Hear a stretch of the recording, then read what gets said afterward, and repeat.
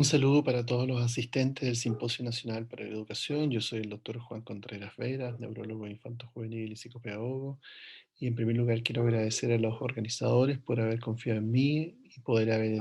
darme la oportunidad de poder exponerles a ustedes un tema muy importante, muy interesante hoy en día, que son los trastornos del neurodesarrollo en el aula y poder de alguna manera compartir con ustedes, digamos, la experiencia y entregarles ciertas herramientas para poder identificar aquellas personas que necesitan de algún tipo de valoración y evaluación frente a las dificultades que vayan experimentando en sus procesos de aprendizaje. Para el día de hoy vamos a hablar acerca de los trastornos del neurodesarrollo y tenemos como objetivo, ¿no es cierto?, ver cuáles son las características del neurodesarrollo, hacer una clasificación de los trastornos y ver algunos ejemplos, como son las características del trastorno de déficit atencional y las características del trastorno de espectro autista. Lo primero que tenemos que tener claridad en este momento es entender el desarrollo como un proceso mediante el cual cada uno de los niños y niñas van adquiriendo habilidades cada vez más complejas que le van permitiendo adaptarse al entorno y al medio que los rodea. Para nosotros, a estas alturas en general de las etapas del conocimiento, el desarrollo es perfectamente predecible, es perfectamente secuencial y podemos ir entendiendo cómo se van interaccionando los componentes que son propios del niño y niña y su medio ambiente, y cómo estos dos elementos van interaccionando entre sí.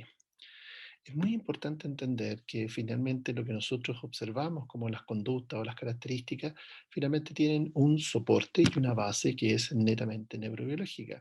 Esto nos traduce, en definitiva, cómo un grupo de neuronas va generando interconectividad entre ellas y que van permitiendo fortalecer el desarrollo de áreas cerebrales que finalmente se traducen en habilidades y en funciones cognitivas que son importantes dentro de los procesos de desarrollo y fundamentalmente también dentro de los procesos de enseñanza-aprendizaje. Entonces, como es un proceso biológico, va a medida que va avanzando el tiempo, nosotros vamos observando estas habilidades que en el fondo subyacen este proceso de interconectividad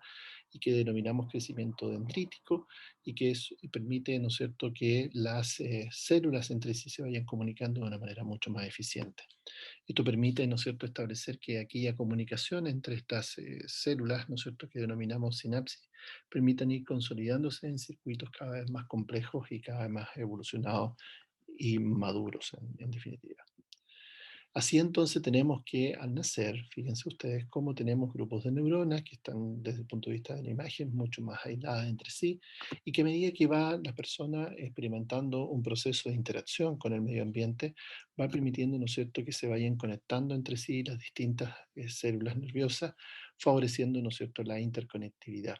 En la medida que va avanzando la edad, entonces esta interconectividad se va nutriendo de las experiencias, se va nutriendo de la adquisición de habilidades que van permitiendo, ¿no es cierto?, ir fomentando y desarrollando habilidades cerebrales cada vez más complejas. Sin embargo, el proceso de desarrollo cerebral en particular no es un proceso armónico, sino que todo lo contrario, es bastante disarmónico, no siempre se da al mismo tiempo, y por lo tanto aquí podemos observar como toda la área que tiene que ver con la corteza visual o auditiva tiene un desarrollo mucho más precoz que aquellas áreas, ¿no es cierto?, que tienen que ver con la parte frontal o el desarrollo de funciones ejecutivas, que a medida que va avanzando la etapa en edad cronológica, va también permitiendo fortalecer aquellas habilidades que son cada vez más complejas, que en este caso en el lóbulo frontal o en el área de las funciones ejecutivas permiten ir desarrollándose a medida que nos vayamos acercando hacia la etapa de la adolescencia. Por lo tanto, en general, lo que hace el encéfalo es tratar de presentar esta sobreproducción de conectividad o de sinapsis a lo largo de toda la vida, pero fundamentalmente hasta los 2 años de vida se observa una sobreproducción, donde hay una velocidad de interconectividad o una mayor adquisición de ciertos estímulos que tienen un impacto directo desde el punto de vista biológico. Entonces, aquellas áreas o aquellas vías que se van estimulando de manera repetitiva, digamos, se van reforzando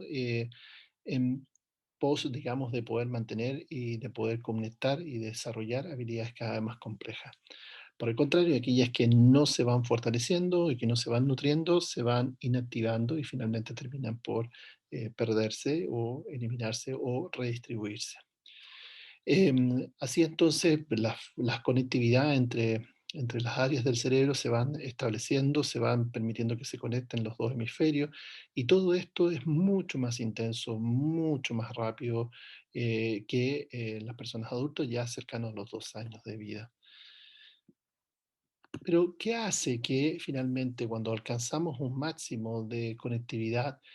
cercano hasta los 2 años de edad, de ahí para adelante empieza, ¿no es cierto?, la persona a ir seleccionando aquellas habilidades, como les decía, que se ocupan? Este fenómeno de redistribución permite denominarse poda sináptica, es decir, va seleccionando aquellas áreas que se conectan de mejor manera, favoreciendo, por lo tanto, una conectividad que sea mucho más eficiente en virtud de las habilidades que las personas van ocupando en mayor medida. Así es entonces que para los 16 años ya tenemos casi prácticamente la mitad de las sinapsis que teníamos originalmente y que se habían formado. Este proceso, por lo tanto, que conocemos, que es predecible, que es secuencial, digamos, permite que se vayan desarrollando las distintas habilidades, tanto desde el punto de vista del desarrollo motor, tanto desde el punto de vista del desarrollo cognitivo, y fortaleciendo y favoreciendo ciertos procesos de adquisición de conocimientos y que permiten de alguna manera expresar biológicamente estas áreas funcionales. Así, por ejemplo, tenemos el área de la expresión del lenguaje, su máxima expresión de sinapsis a los 4 años, y de ahí se va complementando con los procesos de interconectividad y con los procesos biológicos. Y del otro ejemplo, ¿no es cierto? El área de la comprensión del lenguaje tiene una máxima expresión de sinapsis entre los 8 y los 20 meses. ¿Se fijan cómo va siendo disarmónico la manera con que se va produciendo el proceso de desarrollo en virtud de una manera secuencial y efectivamente predecible como lo conocemos hoy en día? Por lo tanto, es ordenado, es secuencial el desarrollo en el sistema nervioso. Esto da origen a periodos que se establecen determinados para lograr determinada función.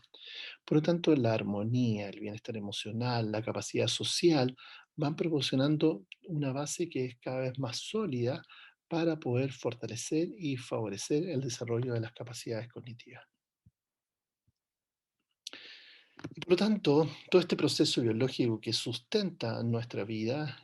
a lo largo de todos los años permite también entender por qué el aprendizaje no es un esfuerzo ni una retención deliberada de repetición, sino que en el fondo es un proceso continuo que va permitiendo la adquisición de habilidades o datos que se alcanzan un umbral de significancia. Entonces las personas aprenden en la medida que es haciendo significativo lo que se les presenta por delante. Y eso que sea significativo para todas las personas no es lo mismo. Para algunas personas será más significativo en virtud de que se presenten de manera más concreta, mientras que para otras personas será mucho más significativo poder que les manifiesten experiencias, que les den hechos concretos, que les manifiesten actos de poder manipular las cosas para poder irlas adquiriendo y en eso intervienen todos los elementos concretos, intervienen las ideas verbales, los gestos, los actos motores, es decir, todo aquello que permita de alguna manera alcanzar un nivel de significancia en los alumnos, en las personas, y que por lo tanto nosotros vamos a interpretar ese nivel de adquisición de esa habilidad como un aprendizaje. Biológicamente, siguiendo en la misma línea de lo que les he mencionado, cada estímulo, cada habilidad genera liberación de moléculas que van interactuando sobre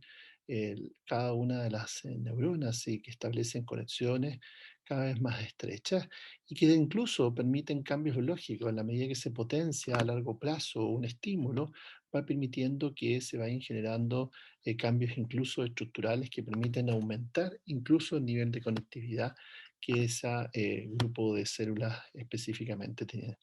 Por lo tanto, este concepto que permite la potenciación a largo plazo de un estímulo permite, por otra parte, producir una modificabilidad a nivel de las áreas cerebrales que conocemos como plasticidad. Entonces permite, por una parte, potenciar el desarrollo de ciertas habilidades, permite de alguna manera redistribuir la información para hacerla cada vez más eficiente y mucho más accesible a las personas cuando lo requieran. Por lo tanto, nuestra experiencia de alguna manera tiene que transformarse en aprendizaje. Y en ese sentido tenemos distintas maneras de poder hacerlo o de una manera mucho más secuencial. Entonces, siempre experimentamos a través de nuestros sentidos, tenemos que ser capaces de reflexionar sobre nuestra experiencia para poder comprenderla, darle este sentido personal, otorgarle este nivel de significancia. Tenemos que también ser capaces de integrar y sintetizar esto que estamos pensando, esto que le estamos dando nuestro propio sello, nuestro propio sentido, para crear teorías, para generar conclusiones y todo esto ponerlo a prueba en la vida diaria. Cuando todos estos procesos se dan, uno tiene mayor certeza de que finalmente lo que nosotros estamos experimentando, lo que nosotros estamos entendiendo, finalmente lo vamos a poder consolidar. Es decir, cómo llevamos nuestra experiencia a consolidarlo en un aprendizaje que sea duradero y que sea perdurable en el tiempo, sea significativo. Y en esto, evidentemente, hemos avanzado muchísimo en los últimos años, donde hemos podido determinar de manera muy clara cómo el ambiente es capaz de generar cambios que pueden ser genéticos, incluso perdurables en el tiempo. Y esto tiene que ver básicamente el rol de la estimulación del desarrollo humano. Es decir, en la medida que nosotros somos capaces de favorecer un proceso de estimulación de habilidades cognitivas, permite, ¿no es cierto?, asegurarnos de que vamos a tener, digamos, un proceso de desarrollo mucho más armónico. Y ahí entonces hemos ido introduciendo los cambios en los estilos de vida, potenciando el desarrollo físico, el desarrollo emocional y el desarrollo social como elementos claves dentro del proceso de desarrollo de habilidades cognitivas. Así entonces, si podemos ponernos en términos prácticos, efectivamente somos capaces de aprender, de recordar aquello que emocionalmente es significativo, que experimentamos como recuerdos vividos. La recuperación, por lo tanto, de un recuerdo es mucho más fácil si acontece en el mismo contexto en que se ocurrió el aprendizaje. Y el estado de ánimo y la capacidad de recordar influyen notablemente. Entonces, no procesa la memoria igual todos los sentidos, graba mejor lo que es interesante, lo que es nuevo, lo que es emotivo, lo que va siendo significativo. Y a veces recordamos mejor lo primero y lo último de lo que aprendemos.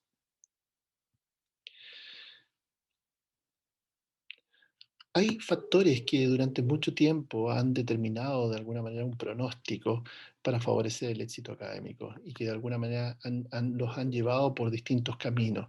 El hecho de favorecer y desarrollar la inteligencia, el hecho de favorecer y desarrollar la autoestima, el hecho del sentido de suficiencia, el hecho de favorecer la motivación a aprender y el optimismo. O sea, son todas cosas, digamos, conceptos en realidad que son capaces de estimular. Es decir, la inteligencia es un proceso cognitivo que permite ser estimulado y que permite en el fondo fortalecerse a medida que va avanzando el tiempo y que se nutre de las experiencias.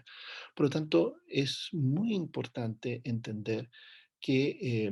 para lograr de alguna manera este éxito académico, necesitamos fortalecer el desarrollo de la inteligencia, fortalecer la autoestima, la capacidad de suficiencia, esta motivación de ir aprendiendo por sí mismo y de alguna manera de ver todos los procesos de aprendizaje como de una manera mucho más optimista. Entonces, estos elementos hoy en día se constituyen importantes y son claves. Y esto es independiente de si las personas efectivamente tienen alguna dificultad para poder acceder a este éxito académico. Entonces, esto es muy relevante porque nos sitúa en un aspecto donde tenemos que ser capaces de identificar cuando recién o inicialmente se están presentando ciertas dificultades en el aula para poder inmediatamente favorecer los procesos de intervención que permitan de alguna manera eh, permitir una normalización, un acomodo, una integración y un favorecer el proceso de desarrollo de habilidades que permitan de alguna manera ir alcanzando logros, digamos, desde el punto de vista académico en el aprendizaje. Esto tiene mucha relación con los conceptos que vamos a discutir ahora. Es decir, si yo necesito y pongo el éxito de alguna manera académico en la adquisición solo de conocimientos, evidentemente vamos a tener bastantes personas a lo largo de todo el proceso de desarrollo educativo con bastantes dificultades. Ahora, en general, nosotros englobamos los trastornos de neurodesarrollo como aquellas condiciones clínicas que se caracterizan por un desarrollo inadecuado en la infancia o en la adolescencia de algunas o múltiples habilidades cognitivas y conductuales que pueden tener su origen o manifestarse incluso desde la edad preescolar y párvulo. Entonces son cuadros que consideramos crónicos porque de alguna manera va afectando el proceso de desarrollo de funciones cognitivas. Y por esa razón es muy importante la detección temprana, porque eso permite de alguna manera una intervención oportuna, permite que no se afecten los procesos que habíamos hablado, permite que no se deteriore la autoestima, permite fortalecer el desarrollo de habilidades cognitivas, permite favorecer, ¿no es cierto?, el sentido de autonomía e independencia y permite de alguna manera ir sintiendo que las personas vayan aprendiendo a poder comprender que es un proceso de aprendizaje que no se ve interrumpido por alguna dificultad propia que presenta la persona, sino por el contrario, que seamos capaces de detectarlo para poder abordarlo de la mejor manera y de manera oportuna y eficiente. Dentro de los ejemplos de trastornos de neurodesarrollo que hoy día existe, tenemos la discapacidad intelectual, los trastornos del lenguaje, el trastorno de espectro autista, el trastorno de déficit atencional, el trastorno específico del aprendizaje, trastornos motores y trastornos de los TICs. Hoy nos vamos a referir un poco a los trastornos de déficit atencional, como ejemplo. El trastorno de déficit atencional es un trastorno de origen genético que habitualmente se presenta y se inicia en la edad escolar. Sus manifestaciones clínicas pueden afectar todos los ámbitos de la vida del niño y por supuesto que se puede ver potenciado por factores ambientales. En general, la prevalencia es bastante relativa, pero está presente en distintas culturas, en distintas sociedades, aborda más o menos el 3 a 5% de la edad escolar y con mayor frecuencia se da en hombres que en mujeres. Y lo importante es que a veces se pueden detectar ciertos indicadores en la edad de párvulo, pero mayoritariamente el diagnóstico ya más formal y definitivo lo podemos hacer ya alrededor de los 6 años hacia adelante. En general, uno tiende a pensar en un déficit atencional en un niño hiperactivo, en un niño más impulsivo, por su origen, digamos, a la edad, digamos, de 6 años. Sin embargo, tenemos que considerar que hay características que son no necesariamente relacionadas a la hiperactividad, sino que también hay personas que experimentan solo desatención o alguna solo impulsividad. Para poder detectar este tipo de manifestaciones es necesario saber qué se entiende en cada característica. Entonces, cuando hablamos de desatención, es cuando nosotros observamos en el aula la incapacidad de mantener la atención. No sigue las instrucciones, no finaliza los trabajos, se distrae ante estímulos irrelevantes, parece no estar escuchando, se olvida de las actividades diarias, dificultad para organizar sus tareas, ¿no es cierto? Y evita tareas que requieran un esfuerzo sostenido. Cuando hablamos, nosotros de hiperactividad, son personas que parecen estar siempre en movimiento, no logran, ¿no es cierto?, realizar una tarea porque siempre les cuesta sentarse durante la clase, corren, trepan, están listos para salir, hablan excesivamente. Entonces hay un conjunto de características que les impide, ¿no es cierto?, mantenerse quieto desde el punto de vista motor. Y cuando hablamos de impulsividad, estamos hablando de personas que parecen incapaces de controlar sus reacciones inmediatas, por tanto tienen dificultades para esperar su turno, interrumpe, se entromete en juegos y también en conversaciones. Ahora, es importante tomar en consideración que todos estos aspectos, ya sea la desatención, la hiperactividad o la impulsividad, deben presentarse no solamente en el colegio, sino que también deben presentarse en otros ámbitos de la vida. Es decir, una persona que es más hiperactiva, es hiperactiva en su casa y también en el colegio. Si es desatento con sus amigos y también en el colegio o en la casa, por ejemplo. Y lo otro importante es que, de alguna manera, ¿por qué es relevante hacer la detección temprana? Porque en general se ha visto que a medida que va avanzando el tiempo y no son abordados estas dificultades en la concentración, van también manifestándose otras situaciones que van anexas, digamos, al trastorno de déficit atencional y que denominamos comorbilidad. Es decir, aparte del déficit atencional, también pueden presentar los chicos trastornos, dificultades en el aprendizaje, dificultades en el ánimo, cuadros de ansiedad y dificultades de conducta. El diagnóstico de déficit atencional, a pesar de que puede ser bastante fácil de poder observar para cualquier persona, en general hay que tener un poco más de cuidado y es un diagnóstico médico específicamente porque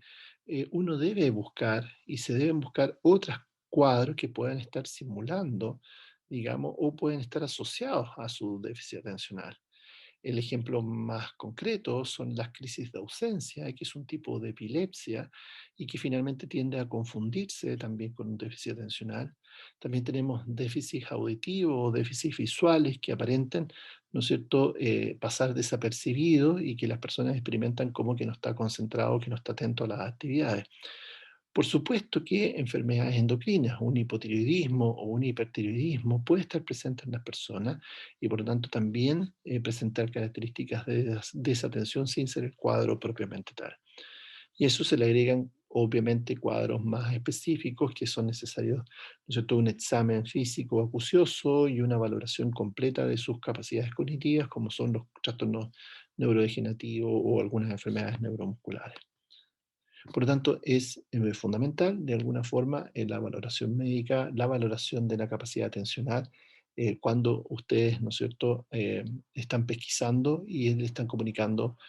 a las familias, digamos, las características que tienen los chicos, digamos, es muy importante, digamos, la valoración médica para poder abordar efectivamente su diagnóstico diferencial. Otro ejemplo importante hoy en día lo representa el trastorno de espectro autista. El trastorno de espectro autista, desde el punto de vista conceptual, es un trastorno del neurodesarrollo, donde tenemos, donde se acuñó a partir del año 95 el concepto de trastorno de espectro, pero la valoración formal, ya desde el punto de vista clínico, es muy reciente, hace unos años atrás. Y básicamente se entiende que el autismo es un conjunto de síntomas, es un síntoma propiamente tal, y que tiene una manifestación que es continua en el tiempo, es decir, las personas no son iguales unas con otras y de alguna manera los grados en que presentan las características van variando a través del tiempo. Esto es muy relevante para efectos de que antes considerábamos como criterios diagnósticos y que hoy en día son considerados características propiamente tal. En ese sentido, tenemos alteraciones en la reciprocidad, la interacción social, trastornos cualitativos de la relación, alteraciones de la comunicación y el lenguaje,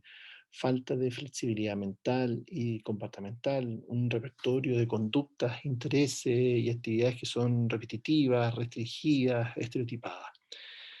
Hoy en día, el autismo es absolutamente importante poder hacer una detección temprana y oportuna. En general, el diagnóstico se debiese establecer a partir de los 3 años con manifestaciones previas antes de los 3 años. Por lo tanto, una vez que ya llegan a la etapa de educación parvularia, ya debiésemos tener identificado a aquellos niños que finalmente van a cursar con esta condición. Esto parece simple, pero en verdad pasa a ser muy distinto, especialmente en aquellos niños y niñas que presentan habilidades, digamos, bastante más elevadas. Niños que efectivamente han tenido un desarrollo que aparentemente es ser normal y que muchas veces incluso existe una sobrevaloración de ciertas habilidades como la memoria o como habilidades, digamos, del punto de vista del desarrollo del lenguaje, pero que en definitiva traducen dificultades en el intercambio comunicativo y en la forma de relacionarse o vincularse con las otras personas. Pero es la punta del iceberg, o sea, lo que nosotros observamos efectivamente son las características clínicas, pero nos queda muchísimo por poder conocer, por poder descubrir en torno a las habilidades cognitivas, los factores genéticos que están gatillando, ¿no es cierto?, este cuadro, y cuál es el pronóstico y la evolución que efectivamente cada una de las personas con el trastorno espectro autista tiene. ¿Qué sabemos hoy en día? Hoy en día sabemos que la prevalencia ha ido aumentando con el tiempo. En Estados Unidos, digamos, la última valoración habla de uno en cada 54 niños a la edad de 8 años que pueden tener características sugerentes de un trastorno espectro autista. No tenemos hoy en día un marcador biológico o molecular específico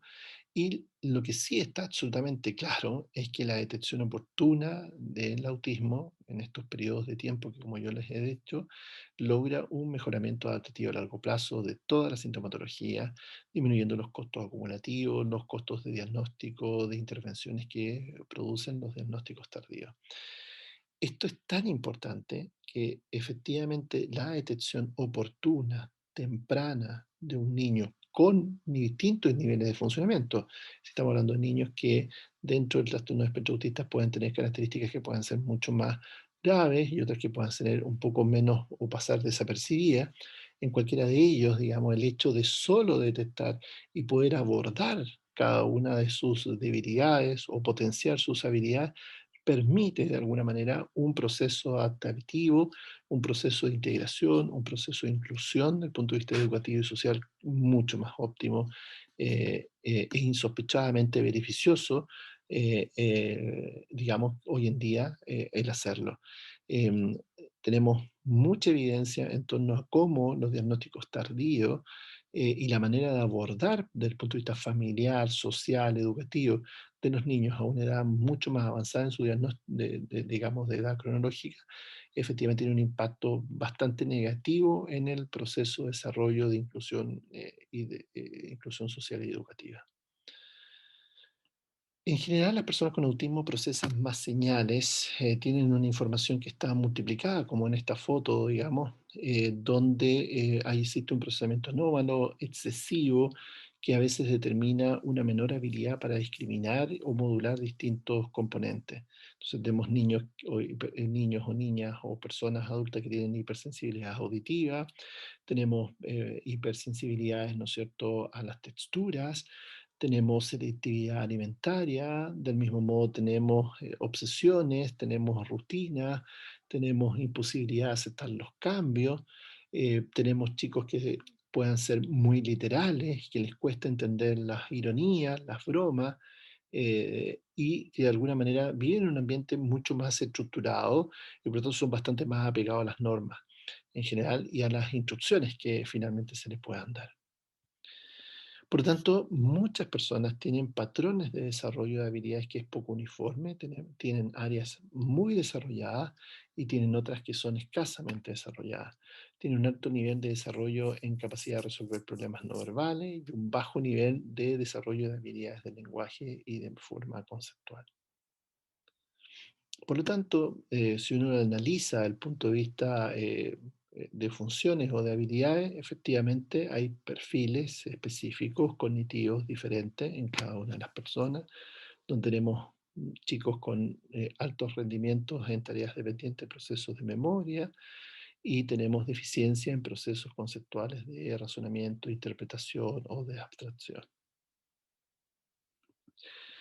¿Cuál es la importancia? Ya me he referido al respecto. En general, hoy en día el diagnóstico del trastorno de espectro autista debe ser multidisciplinario.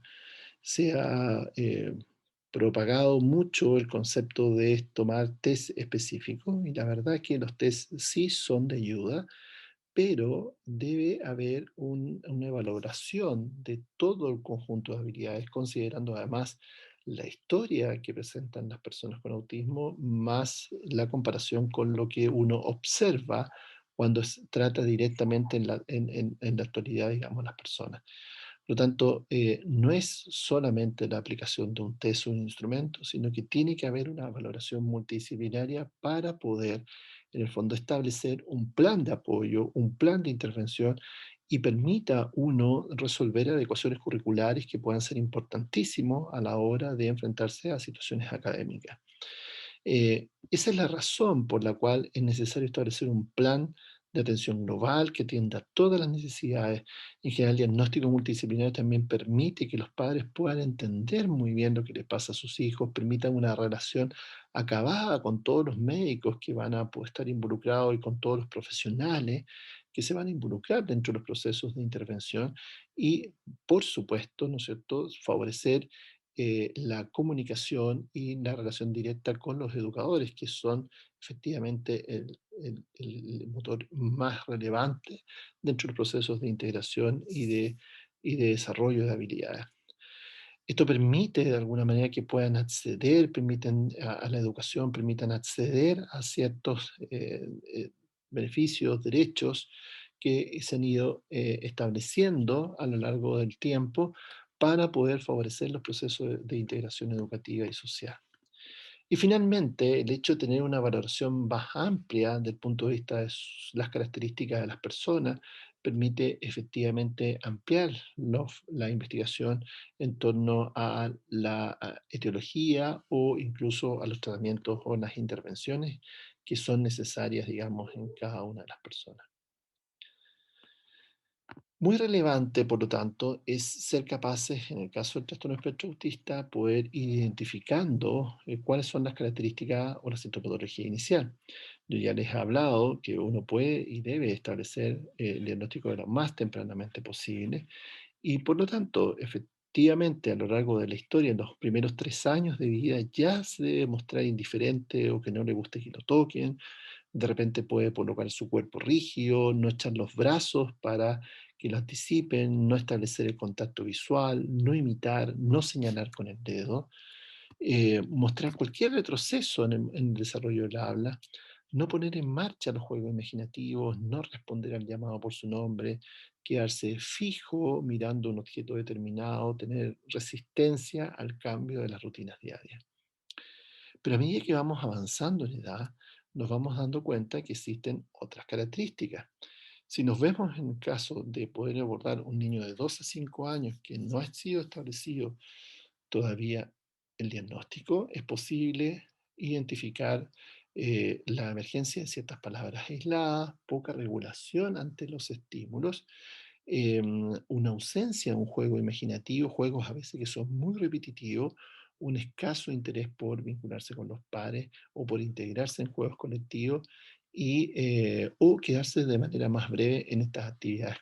colaborativas. Posteriormente, un perfil entre los 5 y los 8 años, estamos hablando de personas que experimentan unas conversaciones que giran en torno a sus propios intereses,